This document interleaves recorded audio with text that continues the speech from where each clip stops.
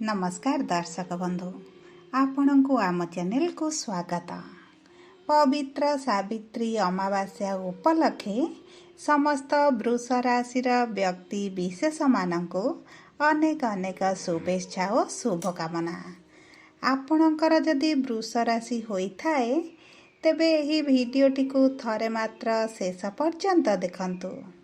निजर व्यस्त बहुल समय मध्यरु मात्र 10 मिनिट समय आपण निज पाई दियंतु काहेकि ना आमर आजिर एही कार्यक्रमटी समस्त वृष राशि व्यक्ति विशेषंक पाई बहुत गुरुत्वपूर्ण रही। काहेकि गुरुत्वपूर्ण रही आपण भिडियोटी शेष पर्यंत देखिले निश्चित भावरे जानि परिबे।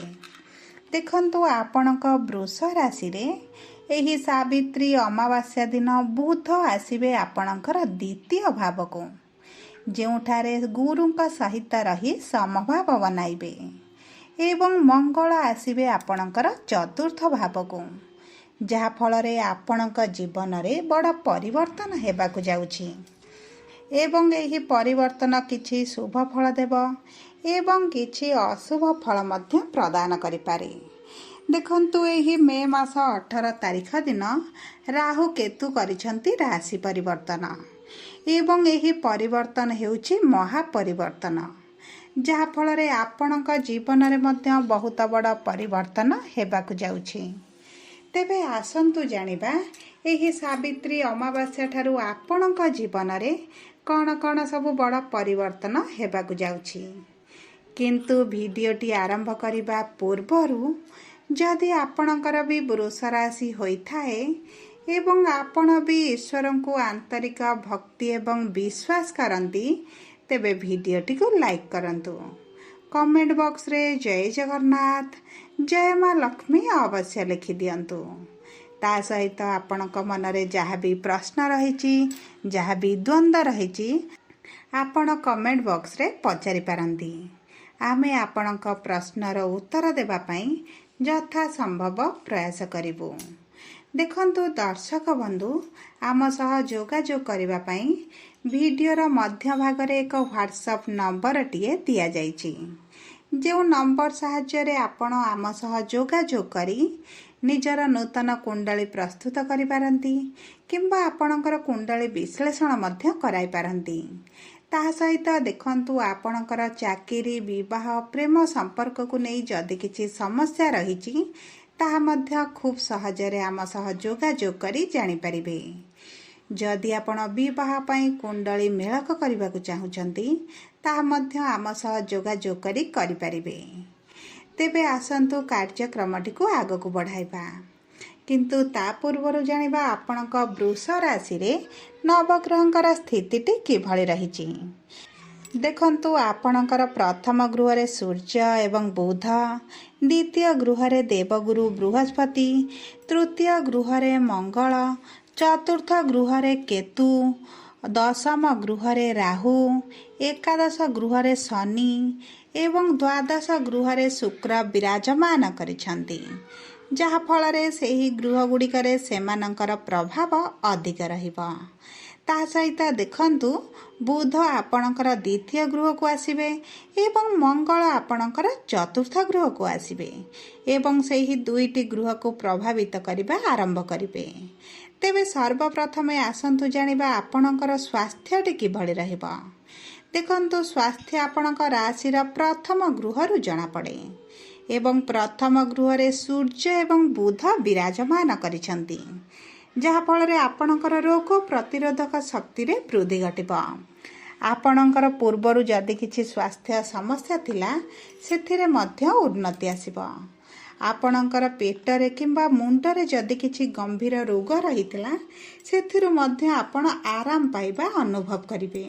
आपणक स्वास्थ्य रे कोनोसी भी बड़ समस्या देखा जिवो नाही, धीरे धीरे उन्नति परिलक्षित हेबा।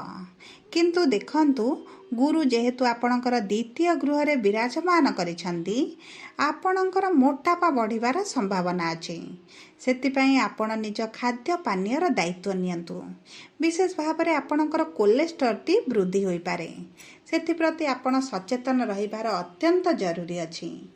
जदि आमे आपणकर प्रेम संपर्क शिक्षा एवं संतानर जोगकु देखिबा तेबे देखंतु पंचम गृहरु आपणकर प्रेम संपर्क जना पड़े एवं पंचम गृहर स्वामी हेउचंती प्रभु बुध जी आपणक प्रथम गृहरे अछंती एवं द्वितीय गृह को गोचर करिवे। देखंतु आपणक प्रेम संपर्क रे निकटतरता बढ़िबो। आपणक संपर्क रे पूर्वरु जदि किछि दूरता थिला किछि मतभेद मतांतर किंबा आपणक मध्य रे कोनोसी छोट कथा को नै झगड़ा चलीथिला तेबे सही सब समस्या आपणकर दूर होई जिवो। आपणक संपर्क रे निकटतरता बढ़िबो। उभय उभय को बुझिबा आरंभ करिवे। उभय उभयक निष्पत्ति को सम्मान देवे एवं एकत्र समय मध्य अतिबाहित करि पारंती। देखंतु आपण जदि एबे आपणक प्रेम संपर्क को विवाह परिणत करने योजना करुचंती तेबे आपणकर विवाह हेबार मध्य बहुत अधिक संभावना अछि। कारण गुरु आपणकर द्वितीय गृह रे बसी पंचम गृह को दृष्टि देउछंती। तेणु करी आपणक संपर्क पाई बहुत भल समय रहिछि। जदि आमे आपणकर शिक्षा को देखिबा तेबे समस्त विद्यार्थी पाई एई गोटिए वर्ष सुवर्ण सुयोग रहिछि। आपणक जीवन रे आपणक शिक्षा क्षेत्र रे बड़ परिवर्तन आनिबा पई सुयोग मध्य रहिछि।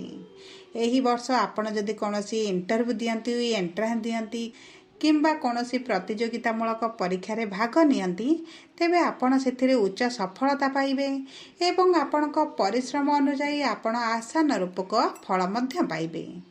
जदि आमे देखिबा आपणकर संतानर जोग को तेबे देखंतु आपणक राशिर स्वामी हेउचंती शुक्र जी एबे द्वादश गृह रे अछंती एवं आपणक प्रथम गृह को गोचर करिवे। यार अर्थ है संतान प्राप्ति पाई बहुत भल समय आसुछि। पूर्वरु जदि आपण संतान प्राप्ति को नहीं चिंतित थिले संतान प्राप्ति को नहीं अधिक विलंब हेउथिला बाधा विघ्न उपुचुथिला तेबे एही सब समस्या गुड़िक मध्य दूर होई जिवो। आपण कर्म करंतु डाक्तरंक सह जोगाजोग करंतु आपणकर भाग्य आपणकर साथ देउछि। जदि आमे आपणकर वैवाहिक संपर्क बा विवाहर जोग को देखिबा तेबे देखंतु आपणकर सप्तम गृहर स्वामी हेउछंती मंगल जी आपणकर चतुर्थ गृह बा केंद्र को विराजमान करिवे एवं केंद्र रे रही उच्च रे रहिबे जहा फल रे आपणकर विवाह हेबा पई बहुत भल समय आसुछि।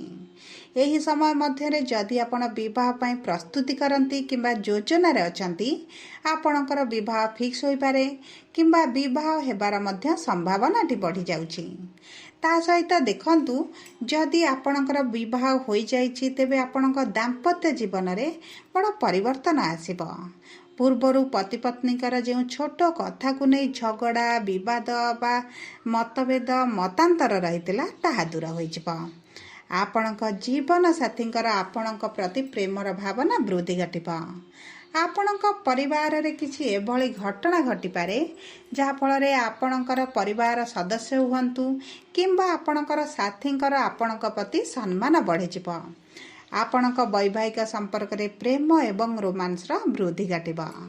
देखंतु आपणकर दाम्पत्य जीवन रे आपणक साथींक ठारू आपण किछि उपहार पाई पारंती जेउथि पई आपणक मन अत्यंत खुशी रहिबो। एवं देखंतु उभय कौनसी एक स्थान को बुलिबा को मध्य जाई पारंती। आपणक दाम्पत्य जीवन पाई बहुत भल समय आसीछि। जदि आमे आपणकर कर्म क्षेत्र को देखिबा तेबे देखंतु आपणक कर्मर गृह रे राहु विराजमान करिसंती सेति पई आपणक कर्म क्षेत्र रे आपण किछि असंतोष रहि पारंती संदेह रे रहि पारंती द्वंद्व रे मध्य रहि पारंती। किंतु देखंतु राहु हेउचंती भ्रमर कारक ग्रह आपण को भ्रमित कराई पारंती आपणक मन रे द्वंद्व आनी पारंती संदेह आनी पारंती। तेणु करी एही दिग प्रति आपण टिके दृष्टि देबे। जदि आपणक कुंडली रे राहु केतु भल स्थिति रे थिबे उच्च स्थिति रे थिबे तेबे आपणक चाकरी क्षेत्र रे बड़ परिवर्तन आपण देखिबे। सकारात्मक परिवर्तन रहइबो। कर्म क्षेत्र रे थिबा असुविधा गुड़िक ह्रास पाई जिवो। आपणकर दक्ष परिचालना उभय धन एवं प्रतिष्ठा को वृद्धि करिवो। ଆପଣଙ୍କର କିଛି ଅସମ୍ପୂର୍ଣ୍ଣ କାର୍ଯ୍ୟ ସମାପ୍ତ ମଧ୍ୟ ହୋଇଯିବ। ଚାକିରିରେ ଥିବା ଅଧ୍ୟସ୍ଥାନମାନେ ଆପଣଙ୍କ ପାଇଁ ଲାଭଦାୟକ ରହିବେ। ବିଶେଷ ଭାବରେ ଦେଖନ୍ତୁ, ଆପଣ ଅଧିକ ଚାଲାକ ଚତୁର ମଧ୍ୟ ହୋଇଯିବେ। ଆପଣ କଠିନ ପରିଶ୍ରମ କରିବା ବ୍ୟତୀତ ଆପଣ ସ୍ମାର୍ଟ ୱାର୍କ କରି ଆପଣଙ୍କର କାର୍ଯ୍ୟକୁ ବହୁ ସହଜରେ ସମାଧାନ ମଧ୍ୟ କରିଦେବେ, ଯାହାଫଳରେ ଆପଣଙ୍କୁ ପ୍ରଶଂସିତ ମଧ୍ୟ କରାଯାଇପାରେ। ଯଦି ଆମେ ଆପଣଙ୍କର ବ୍ୟବସାୟକୁ ଦେଖିବା, ତେବେ ଦେଖନ୍ତୁ, ବ୍ୟବସାୟୀମାନଙ୍କ ପାଇଁ ମଧ୍ୟ ବହୁତ ଭଲ ସମୟ ଆସିଛି। ଆପଣଙ୍କ ପରିଶ୍ରମ ଅନୁପାତରେ ଧନ ଆମଦାନୀଟି ବଢ଼ିଯିବ। ଏବେ ବ୍ୟବସାୟରେ ଯେଉଁ ଖରାପ ପରିସ୍ଥିତିଟି ଚାଲିଛି, ସେଥିରେ ସୁଧାର ଆସିବ। ଆପଣଙ୍କର ଆୟ ବୃଦ୍ଧି ହେବା ସହିତ ଆପଣଙ୍କୁ ଆୟର ନୂତନ ସ୍ରୋତ ମଧ୍ୟ ମିଳିଯିବ। ଆପଣଙ୍କ ବ୍ୟାପାର କ୍ଷେତ୍ରରେ ଥିବା ବ୍ୟକ୍ତିମାନଙ୍କୁ ହଠାତ୍ ଲାଭ ମଧ୍ୟ ମିଳିପାରେ। ବ୍ୟବସାୟରେ ଆୟ ବଢ଼ିବା ହେତୁ ଆପଣଙ୍କର ଯେଉଁ ଲୋନ୍ ଚାଲିଛି, ଯେଉଁ କରଜରେ ଅଛନ୍ତି, ସେଥିରେ ମଧ୍ୟ ସୁଧାର ଆସିବ।